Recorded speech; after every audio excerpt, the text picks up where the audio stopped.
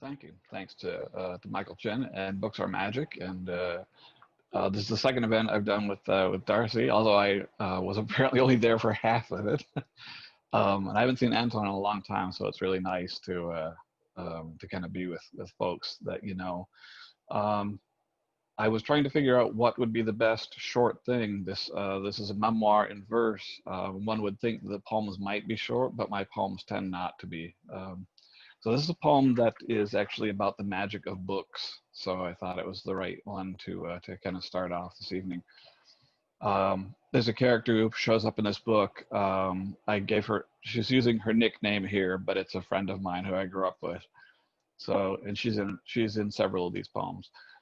Jabuzi passes me the atlas to my future. Jabuzi's well into college now, and we don't see each other as often as we used to. She works in the library, and I think she said that is her major, but how can a building be a major? Maybe the guidance counselor was right when he said college wasn't for everybody, and by everybody he meant me, of course. She comes home some weekends, and Friday nights are almost like they used to be, September bonfires stretching into November in a good year.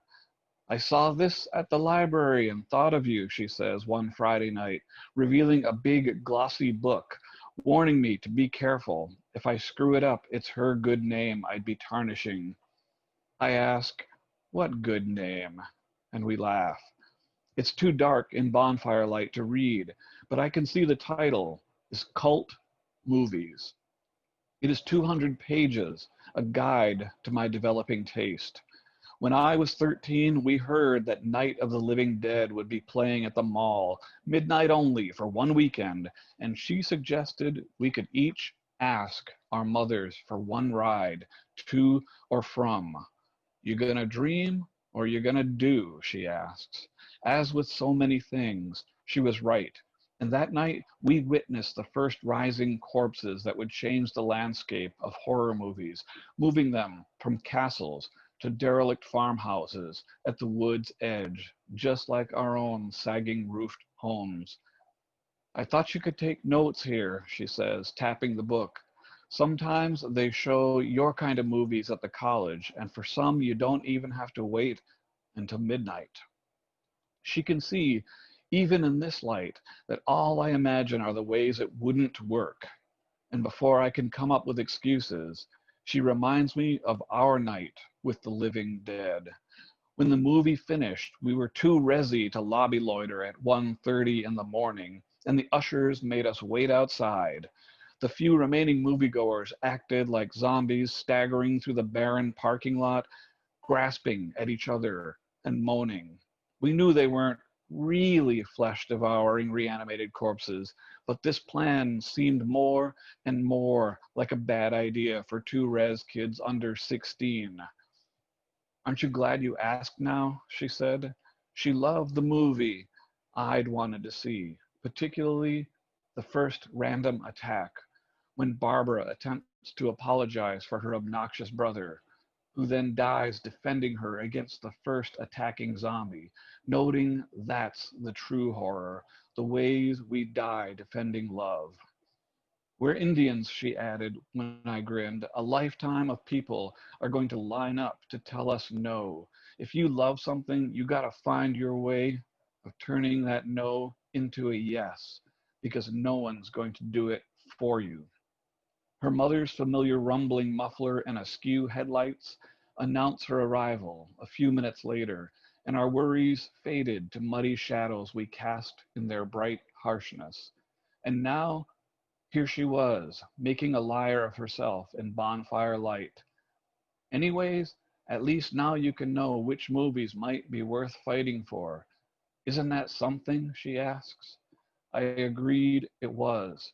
The atlas before me let me know what was possible, instead of dreaming in the darkness of ignorance, wondering what things might have been like.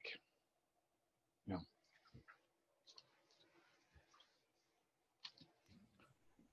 Thank Darcie, you. pass it off to you. You're up, Darcie. That's a hard reading to follow. I love hearing you read it. So I had a couple of different scenes I thought of reading. One of them was one that I'm actually not going to read, but I just wanted to highlight that a lot of people like this particular scene in the book where the main character's mother has a very unique way of dealing with a vampire. So that was the second choice, but I think I'm going to read out of chapter 17 because it kind of discusses the meaning of the main character's name, Elatsoe. Throughout the book, she is called Ellie by her friends, especially her best friend Jay, who's non-native. He's a white guy. So this is her in the middle of an investigation with Jay, kind of explaining the meaning of her name, Elatsoe. All right, and I want to highlight this chapter has this really cool illustration by Rovina Kai, who illustrates every chapter of the book, and I can't say enough about how cool her ghostly art is. Anyway, at the library, Ellie said, we should use fake names, just in case. Do you have any ideas? Jay asked. He and Ellie were in McAllen, sharing a vegetarian nacho platter. Their tortilla chips were heaped with chorizo, cheddar cheese, and pinto beans. Not really, Ellie said. I have a list of potential superhero names, but they're too fanciful for real-world undercover work. Can I hear them anyway? Sure, she said. Numero uno, dog ghost whisperer. That one is probably taken. How about supernatural? He rubbed his chin thoughtfully. I understand the joke, Jay said, but some people may interpret it literally, like you're claiming to be very extremely natural. All right, last one, Elatsoe. That's pretty, he said. Good, because it's my real name. Ellie is short for Elatsoe? Elatsoe? I thought you were an Eleanor. She dropped a tortilla chip onto her plate and squinted at Jay. How long have we known each other? Forever, he said. And all this time you thought I was an Eleanor? Either Eleanor or Elizabeth, sorry. It's my fault for not telling you sooner. I'm named after my heroic ancestor. Everyone calls her Six Great now, but she was originally Elatsoe. It means hummingbird, Elatsoe, in Lipan. Well, technically I was named after the animal. The night before my birth, my mom had a vivid dream about a hummingbird with black feathers, which glittered like those Hubble space pictures, the one full of galaxies. It filled her with such overwhelming joy. She thought the dream must be a sign, and the rest is history. I'm jealous, Jay said. Mom and Dad named me Jameson because my father is James, and I'm his son. If you have a son someday, Ellie said, he can have the name Jameson's son, or Jane Jr. I love it. Jay's new phone played the iconic part of Beethoven's Ninth. It's Al, he said. Sorry, I need to take this. Jay pressed the green accept call button and treated Ellie to a fascinating one-sided conversation. What's up, he asked. Oh, I'm with her now. No, seriously? Ronnie told you? I don't. Willoughby? Abraham Allerton from Willoughby? That's not. Tons of them. Just one attack, though. I can't. He lowered the phone and asked, Ellie, how many vampires were on Dr. Allerton's lawn? It's a whole thing. You have to read the book. I gotta say, this is, anyway. It was dark, she said, but I estimate 30, maybe more behind the trees.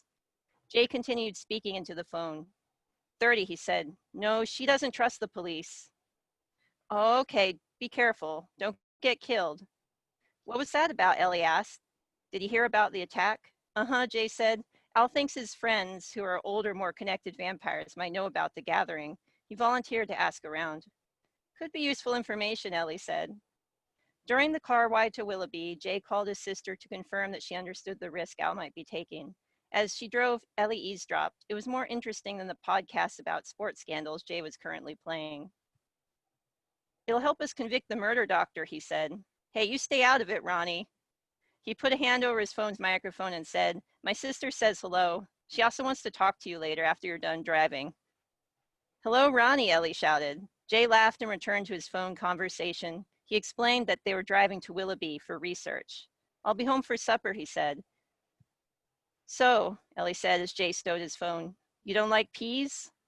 Their flavor's not good, he said. Fair enough, she said. I hate tomatoes. Aren't tomatoes from the Americas, he asked. Central and South, she said, though trade with the North did happen. Doesn't mean I have to like them. She considered the subject. Pizza sauce is fine. What did you eat in the olden days, he asked. The Lipan, she asked. Tons of stuff. But you'll have trouble finding it these days, unlike hamburgers, right? Next time you visit for supper, Mom can make our version of agave mash and nopales. They're succulent and succulents. She paused for laughter. Nothing. His loss. She asked, what else can you eat? Tortillas, beans, wild grapes, juniper berries, and mesquite and cornmeal breads with honey, classics. Ellie saw the welcome to Willoughby sign. She slowed and peered at the town through her windows, turning right onto Main Street and idling at a striped crosswalk. A family of 3, parents and their wobbly toddler, strolled across her path smiling. They waved, friendly people. Ellie briefly wondered if the adults knew Dr. Allerton's secret, if the whole town knew. I think I'm gonna stop there. I did want to highlight that actually Elatsoe is my grandmother's name. So a lot of the themes in this book kind of center on this relationship between Ellie and her mother and her grandmother, and really this line of women in her family that is inspired by my own. Anyway, That's thank awesome. you for listening. And I swear the vampire thing makes sense. Yeah, thank you both for sharing your work. Koe wago shindugu minuwa migizi ndode hazaga squaji me kagijina kadio shkonigan wenji bayan. Thank you everyone for joining the call. I'll just give you a brief intro in my Ojibwe language, saying my native name is Wagush, which means fox. I'm from the Eagle clan from Leech Lake, and I'm really excited to interact with all of you today. Thank you, Darcie and Eric, for sharing your work. It's really an incredible time that we're in all kinds of ways. And I wanted to start by thinking a little bit about the craft that each of you is doing. And maybe Darcie, I'll just start with you. Books are magic. When did you first know that you were a magician and that books were your magic? I did have to say there was a phase when I was a child I wanted to be a magician with prestidigitation, but unfortunately my hands just aren't nimble enough. I have dystonia, so I found another way to work magic. But in all seriousness, I was actually doing an interview with Cynthia Leigh Smith and talked about how I wanted to be a storyteller, a writer, even before I really knew how to write. There's a picture shared in the interview and on my Twitter of me at exactly 1 year old. I'm like reading a book. It's an alphabet book, so it's super easy to read, but that's about when I learned how to read. And it was because my parents, my mother and my father, really, they gave me this wealth of stories as I was growing up, starting from the very beginning. And I have to say that books have been such an important part of my life, but also the stories that my mother would tell me that aren't necessarily in books. So it's something that I can't even remember a time when I didn't want to be a storyteller. And I see that's often the case.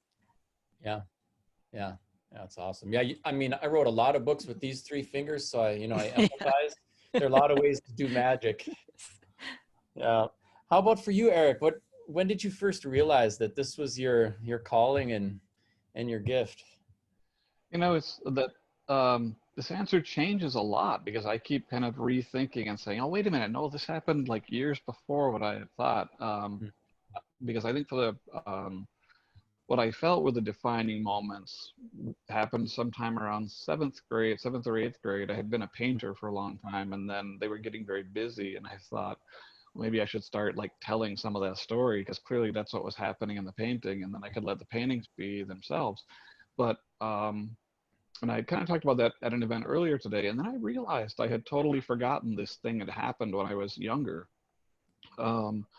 I used to read ahead in school and probably be super annoying to my teachers because, you know, they had like a very strict lesson plan and I was just interested. And there was no real program for that on the res elementary school. So periodically they would just pull me out of class and put me in this room. It was like a one-person artist retreat. I couldn't just sit there. I had to do something. Gave me supplies and things. So and like pens and paper, kind of nice paper and glue and markers and things. And I created a comic book in the 3rd grade. And I was kind of fascinated by lurid stories, as you know, as you can probably see already.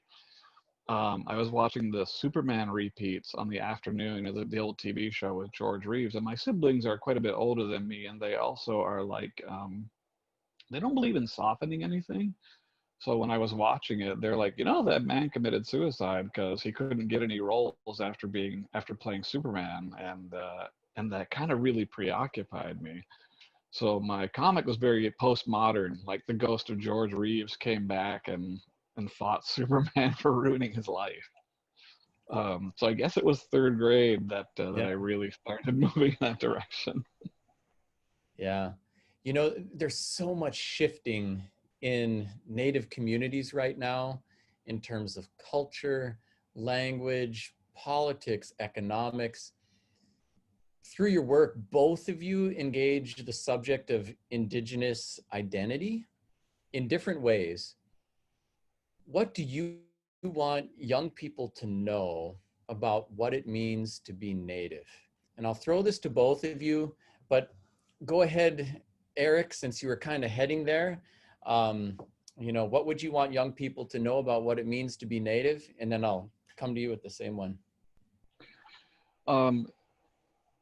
That your story is valuable.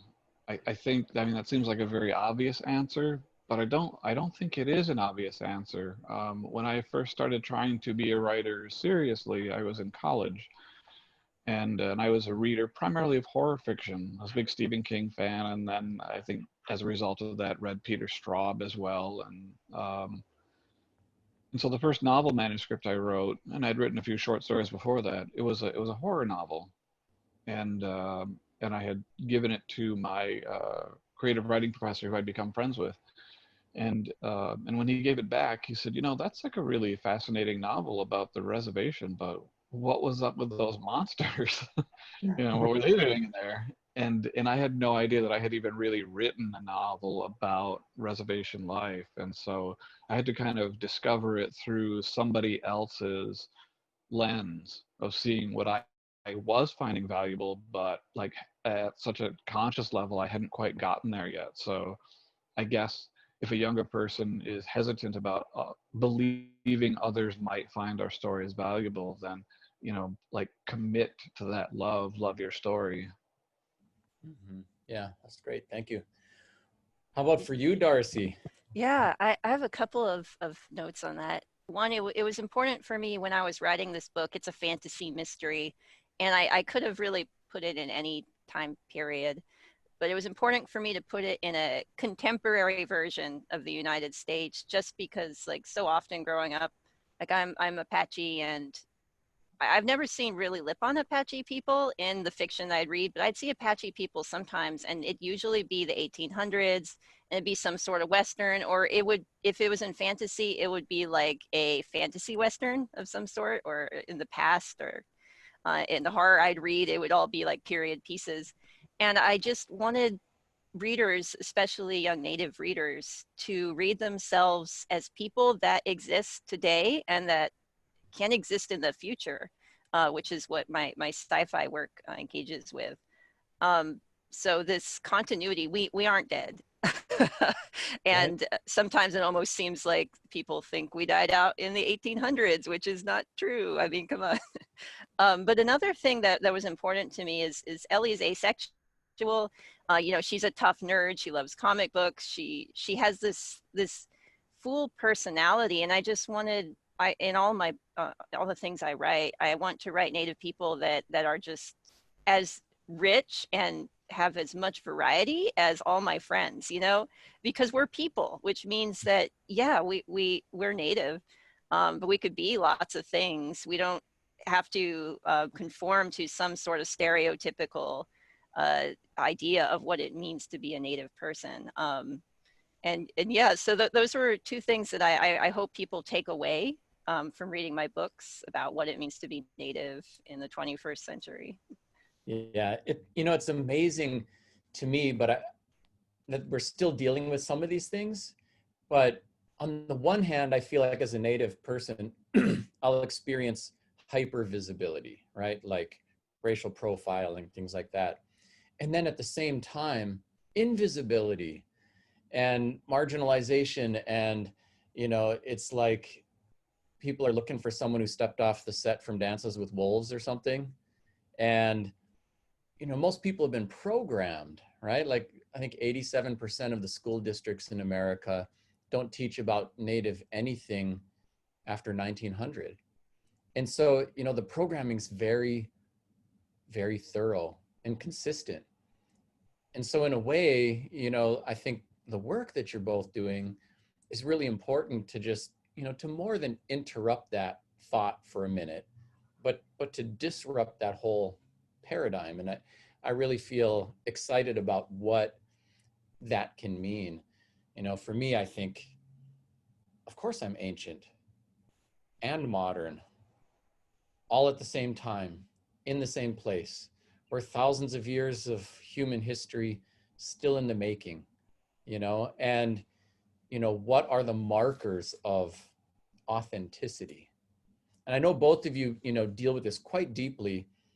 Also, you know, the intersectionality of all the many layers of identity that we have around, you know, our race, our gender, you know, our upbringing and experience.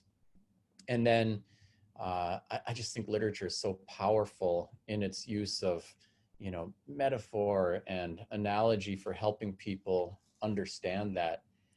So, you know, on that line, Eric, do you want to tell us a little bit about what your Mandalorian's holding back there, his apple, and how that plays in all these indigenous identity things? Well, first I want to say I'm super eager for this younger person's version of your book to come out, in part because of all of these kinds of ideas. I started using it very directly in my Native American Lit class several years ago because it saved me so much time. I had students who were looking for, you know, I guess they signed up thinking they were going to get a lot of historical fiction, and so you know, and it's all contemporary what I teach, and so I was able to often just refer to them and kind of ask them to self-prescribe. I said, you know, if you have these questions, we now have this great text that you have in front of you, and you can find some of the answers there. So you don't even have to go to Wikipedia or some vain search. You've got this text directly in front of you. In part because they, as unfamiliar readers, they come in with like a lot of weird baggage, and I think that book has been a tremendous diffuser of that baggage, and I think that your book is coming out for younger readers is going to be a tremendous service to them. So I'm super excited about that possibility. What the child is holding is an apple, and I kind of was a little bit afraid of using this title, and I think in its original incarnation it was going to be a book for adults, and it was called The Apple Years, but that sounded kind of too reflective for a book for young people, so we went through numerous titles, and so finally came up to this one that does a few different duties.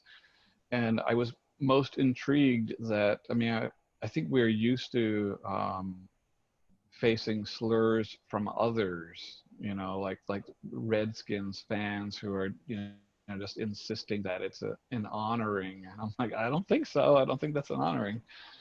But then we have this one that comes from inside, you know, that within communities, one indigenous person calling another an apple, and that, you know, saying, well, this red on the outside and white on the inside. And I wanted to really investigate what that meant.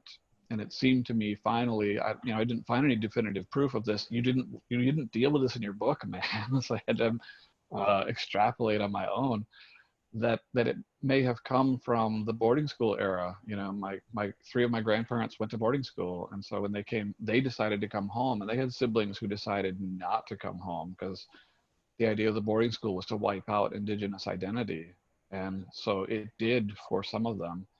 And my grandfather and grandmother, my other grandfather, they decided to come home and try to reintegrate. And I'm sure it was an incredibly hard thing.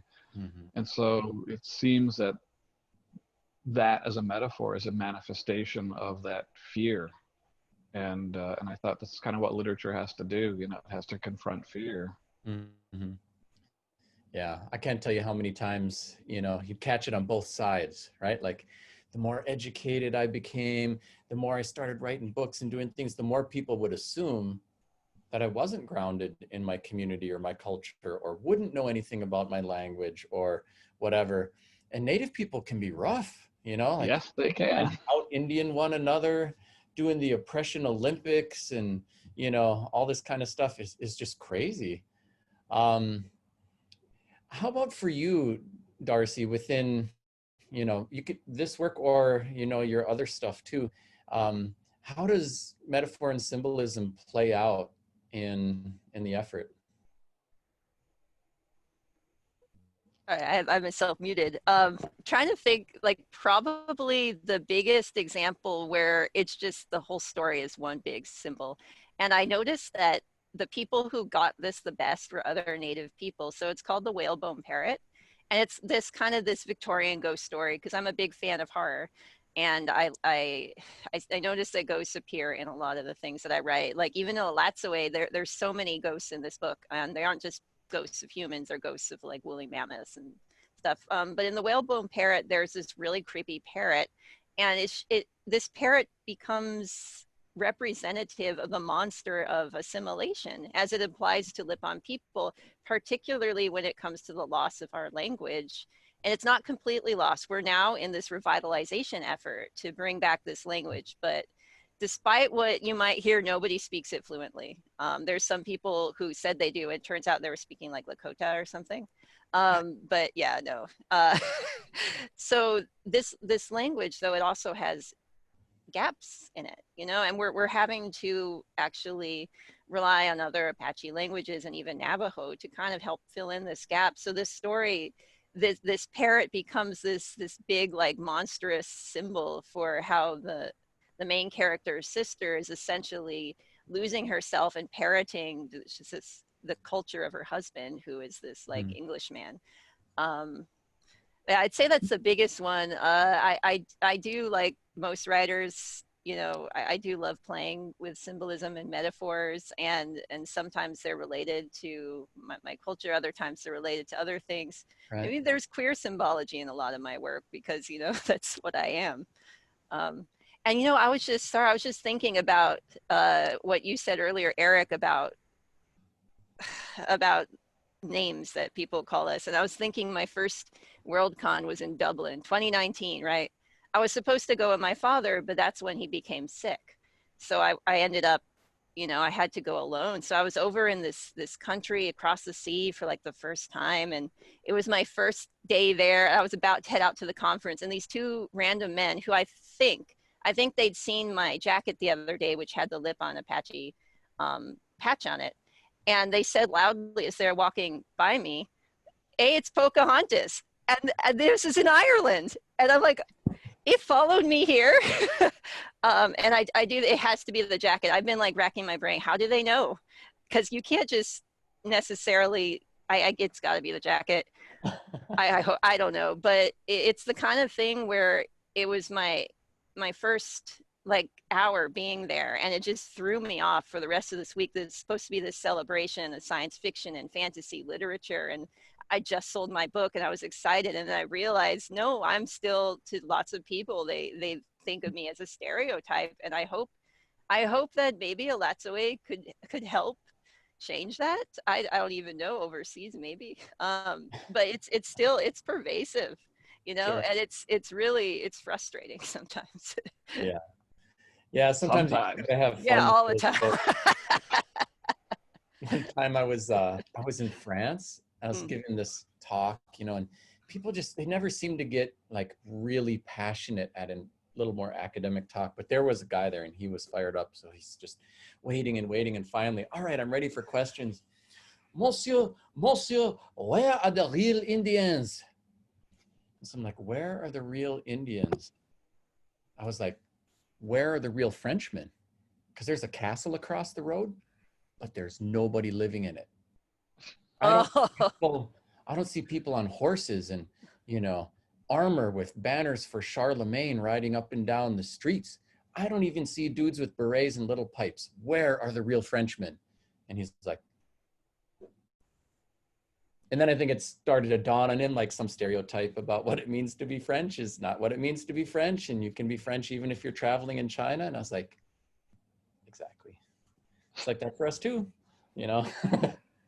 But yeah, no, I've got a whole stack of like the craziest questions and experiences, and, you know, yeah, what is your spirit animal, and what's your spirit whatever, you know, like all these kind of stuff. Like, how am I going to answer this one? So sometimes I'll, you know, got to have a little fun with them.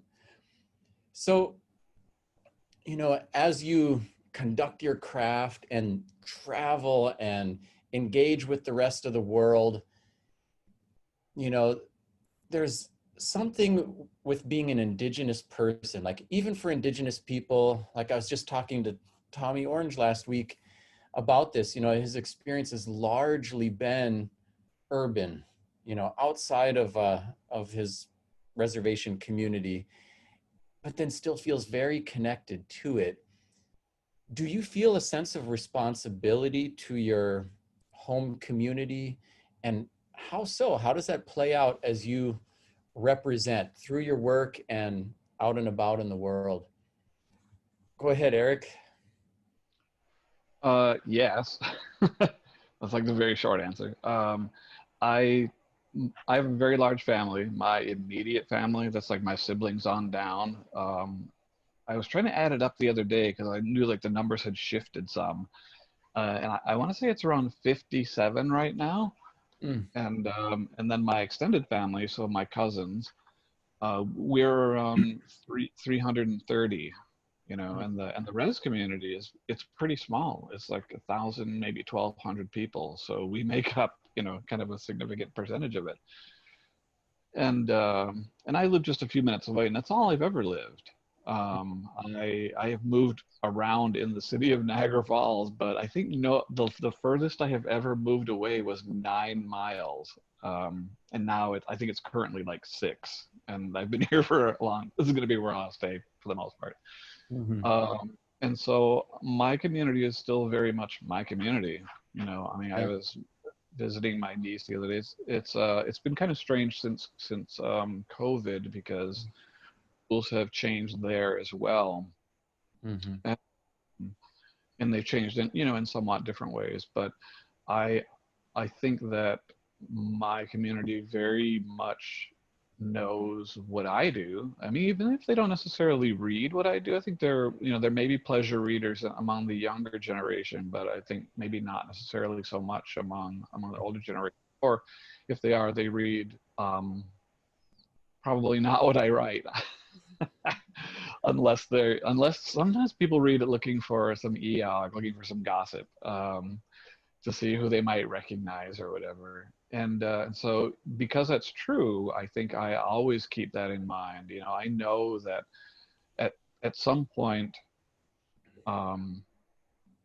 somebody is going to correctly or incorrectly read themselves into my work, and I want to reflect what I believe is an honest assessment, and that's sometimes attractive, sometimes not attractive. Mm-hmm. And to know that that's part of the responsibility of being an artist, is to make that reflection. But yeah, I could never not write about community. I really wanted to write a zombie novel, and I couldn't, because all of my characters exist in the same universe, and I couldn't throw zombies at them, and so I gave up on it about 50 pages in. Yeah, no, that's great. How about for you, Darcie? Yeah, no, that's like my biggest. So some writers might worry about, you know, not selling out. I worry about literally harming my people in any way whatsoever. And it's like your mind just goes into this big, like, if you worry too much, it can just go all over the place. But it is very important, not just in my writing, but also I was a scientist for a while. I was helping students in our tribe. So it's like really important for me to, as a public figure, I don't consider myself to be too popular or public anyway, but I am a public figure because I just published a book and I'm on Twitter. And so I try to conduct myself in a way as a writer and as in my personal life in a way that would only positively impact my people. And I do like it. I do check in with, I'm not saying that the whole tribal council has written my book. I have a feeling they have not, but I do check in with the council, you know, with my mother, with people in an elder position to me, just to make sure that what I'm writing, what I'm doing is not going to potentially cause some negative impact. And it's just like when you're writing I want, if anyone else knows another fantasy book with a lip on a patchy main character, please tell me, because I want to read it. But that I know of, Elatsoe may be the only one. And that's scary to me, because I don't want people to read this book and think this is how to be lip on, this is the one way, this fantasy book, Right. you know. But on the other hand, I do realize that because there's so little out there, people are going to kind of be informed about us from this book. So it is something that I'm constantly thinking about. And for me, what's important is that, so we're a state recognized tribe, but we're a little bit different in that we do have some federal victories. For example, we're able to use eagle feathers because in federal court, we did this 10-year legal battle to show that we were Native, and they agreed. So we're in this kind of position where we could potentially have a lot of good things happen to support the future of the Lipon people, or a lot of bad things could happen. So right now it's at that cusp, and I just don't want to harm that in any way. You know, I want us to have as positive a future as possible, you know, given the state of the world. Short answer, yes. Right. And this happens to people from any kind of, you know, marginalized group. It's like you get made the ambassador, you got to speak for an entire group of people. I'm like, I got a house full of natives. I don't even know what they're thinking half the time, you know? And so it's always interesting to navigate that. And then at the same time, you know, we need to affirm our right to create, to be free from any kind of tether or expectation. And then there's also often this kind of like, I want to be responsible to my community. And like even Louise Erdrich would just drive her nuts. She's like, I'm just telling stories. I'm not giving you an education. I'm not giving you a history lesson. I'm telling you a story, you know, and people just like read in so much between the lines that, you know, wasn't even intended. I want to give a reminder to everybody on the call. We're going to be going to Q&A pretty soon. So if you have questions, now's the time to start dropping them into the Q&A portal. It should be on the bottom of your screen if you're on a computer, and probably somewhere in the top of your screen if you're on a phone or a tablet. So go ahead and drop in your questions, and we'll get to as many as we can during the time that we have, even though with a conversation like this, in many ways, we just start a conversation. I used to tell people when I was plugging my book, The Assassination of Hole in the Day, which is actually a history book as well as a murder mystery. And I'd go through all of this, you know, cast of characters and set up, you know, probably a dozen people who had motive. And then I'd say, and if you want to find out what happened, go buy the book. Yeah. So in the end, you want to get more of these guys, that's what you're going to have to do. So I wanted to pivot just a little bit and kind of connect the work that you're both doing to what's going on in our, you know, cultural climate and political climate a little bit. Like it kind of feels to me that America's on the verge of a racial reckoning. Not everybody wants to go there. Some people are going to be drugged, kicking and screaming from the wrong side of history, but it feels like there's change in the air. How can literature broadly and your work help us navigate this reckoning? What do you think, Eric?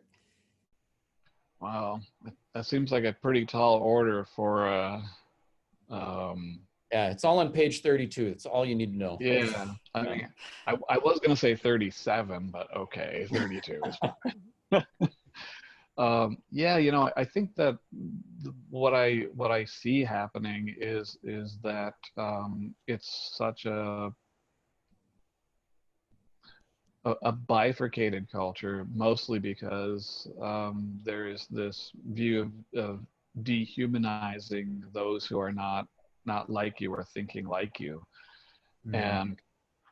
and that it becomes this flashpoint, and it's easy to dismiss their opinions if you don't believe they're humans. I mean, you know, like you can dismiss the opinion of your cat and not really think all that much about it.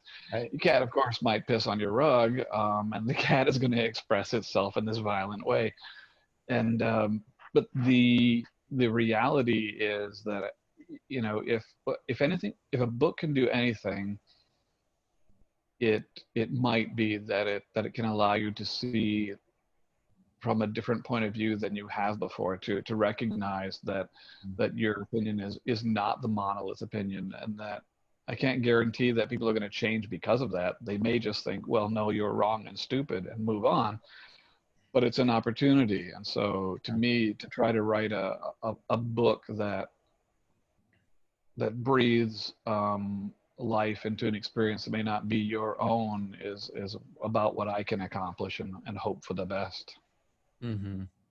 Yeah, I've always felt, you know, looking at something like colonization, we often think of the most recent iterations of it, like who's been victimized most recently.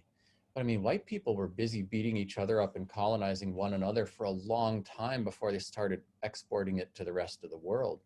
And all of us need healing. All of us are dehumanized by, you know, the mistreatment that humans visit on one another.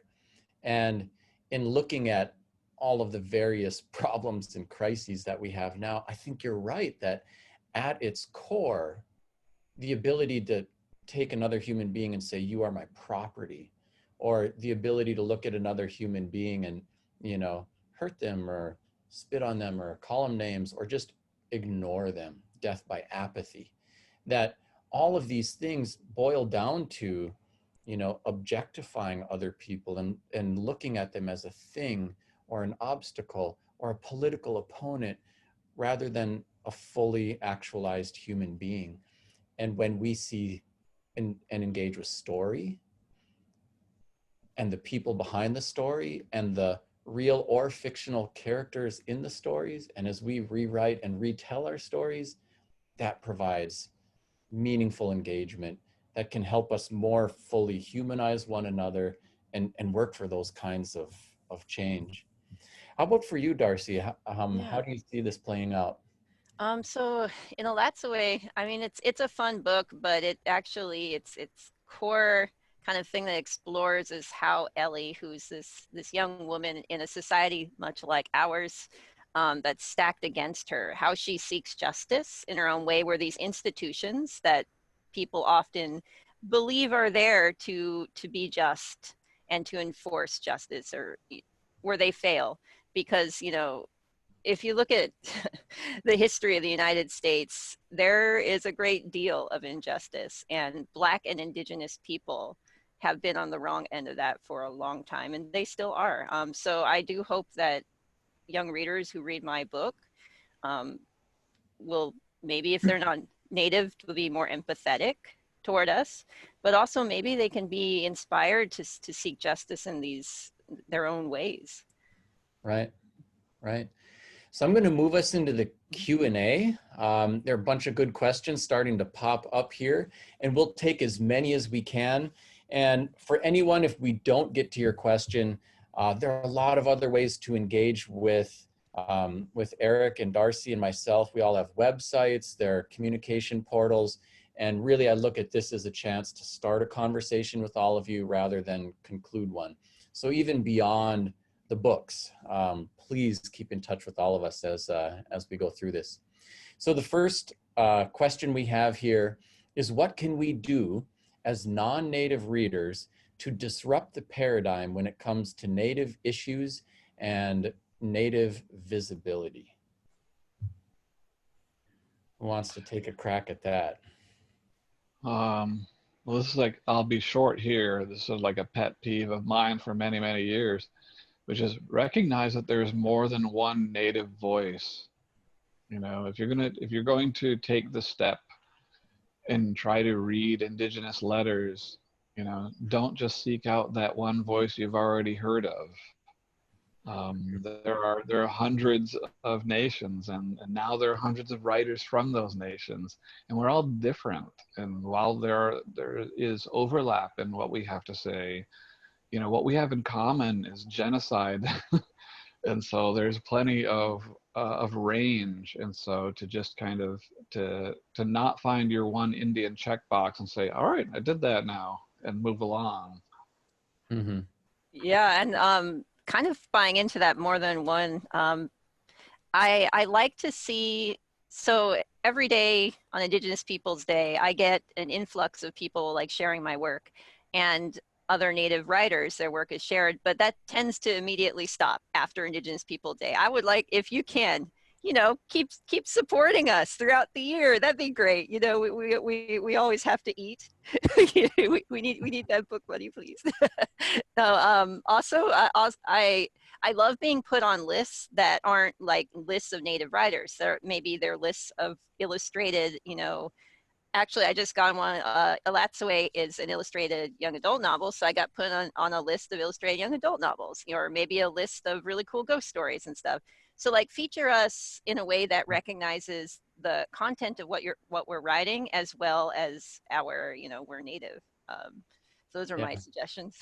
And there's so much to talk about with like being effective change agents too. And I think I would say a couple of things to non-Native readers and people who are trying to help make the world a better place. So one is just elevate your personal knowledge. You know, read a book, read more books. You know, read many different books by many different kinds of people. Elevate your knowledge of, you know, even how to talk about things, your talking points and your information. And then there are a lot of ways to deeply engage with work, whether it's racial reconciliation, political action, education. You know, there's so many different ways to be involved.